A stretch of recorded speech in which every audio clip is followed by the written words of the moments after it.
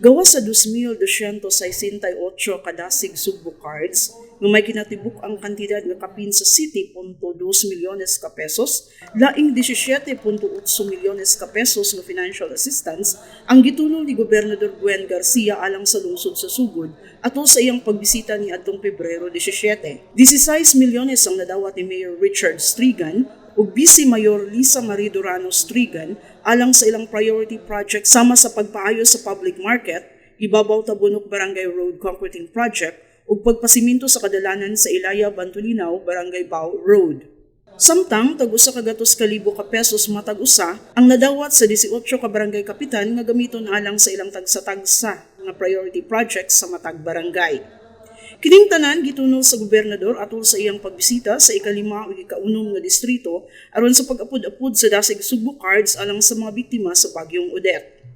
Kami last stop, ba? Last stop. Yan lumay ang tingon, save the best for last. Linira, malungsod. Sa 8 kalungsod ron nga akong binisita, kay doon na magkuinisaan ninyo ato 100-year anniversary ninyo o niya ang saan angay tumanon. Samtang nakadawat og industrial fan gikan sa Kapitolyo pinaagi sa buhatan ni Bukal Glen Soco ang barangay Hugan sa lungsod sa Konsolasyon. Gipanguluhan ni Gobernador Garcia ang ceremonial switch-on sa maong industrial fan nga nagkantidad og 275,000 pesos. Si Garcia malaumon nga mapahimuslan sa kadaghanan ang maong tabang gikan sa Kapitolyo. Nanginaot ko nga, pinaagi ni ini atong industrial pag bugnaw na bagay tinuod. Bugnaw kayo.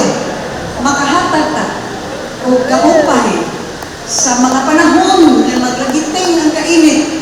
Inikabugnaw yun sa inyong paminaw o daw gihapuhap ang inyong apin sa mabugnaw na hangin hinumdumi o una-una alaman na kana daw akong mga kamot na naghapuhap sa inyong mga apin. Nakadawat usab og bag-ong ambulansya gikan ni 5th District Congressman Duke Frasco ang barangay Dunga Dakbayan sa Danao.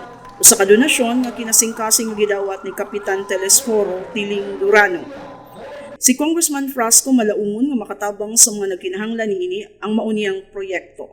Atong ipadayon ang kalambuan dire sa ato ang probinsya sa Sugbo, atong ipadayon ang ato ang kalambuan dire sa 5th Distrito.